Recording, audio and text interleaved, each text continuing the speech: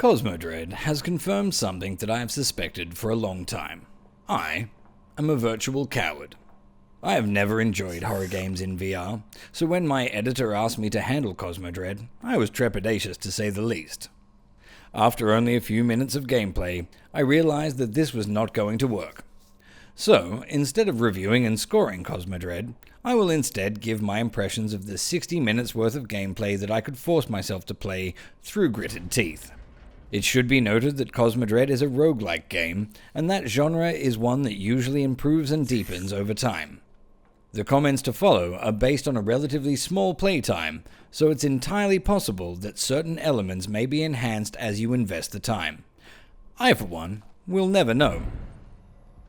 Cosmodread is a survival horror roguelike from White Door Games, the team behind the similarly terrifying Dread Halls. Like their previous title, they have created a tense, atmospheric game that sees the player meandering through labyrinthine hallways, constantly on alert for an ever-present threat. This time, however, you're in space. The game begins with the player boarding a seemingly abandoned space station with little to no preamble or exposition.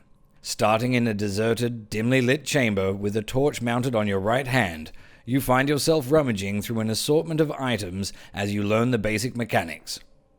After finding your randomly generated starting weapon, you set off through one of the many blast doors and on into the dark corridors and rooms that make up the entirety of the Cosmodread world.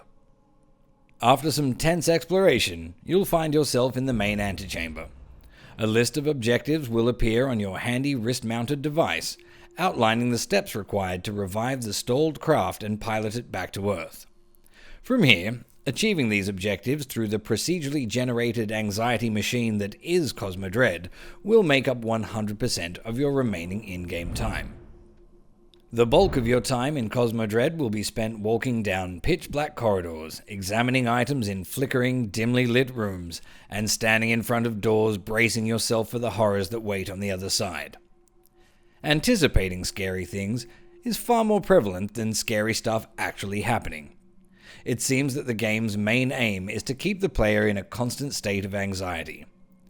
There are enough jump scares early on to make you constantly wary, and after that has been achieved, your mind will do the rest. Unlike Dread Halls, there is combat in Cosmodread, however that is really not the focus.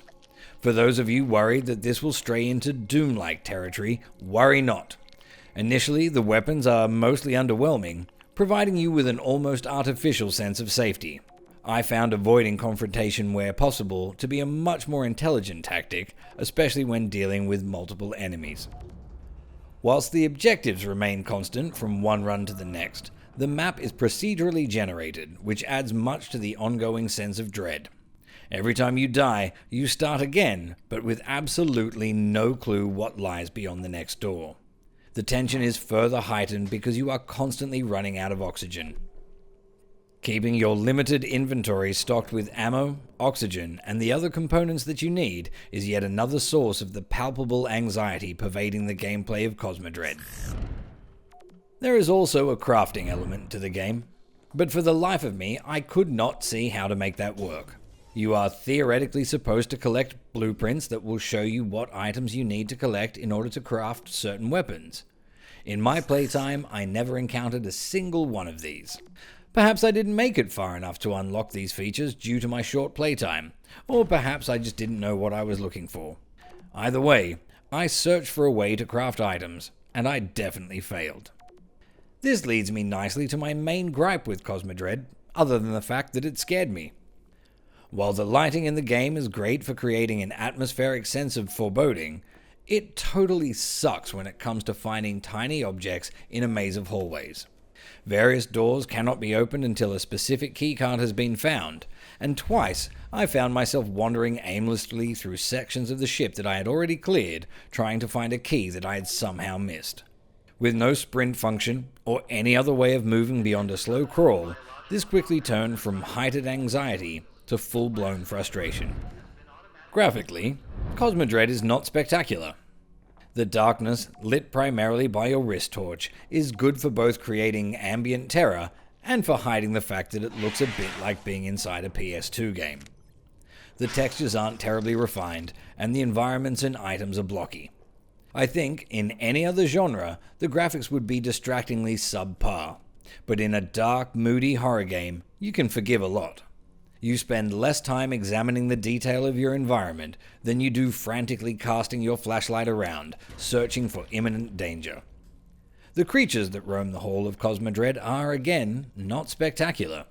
At first, the shock of seeing them looming in the darkness is alarming, but after the initial panic has worn off and you take a moment to really look at them, they, like the environments, seem poorly rendered and dated. There is, however, a chance that I have just been spoiled by the creature design in Crashland. The sound design, however, is an entirely different situation.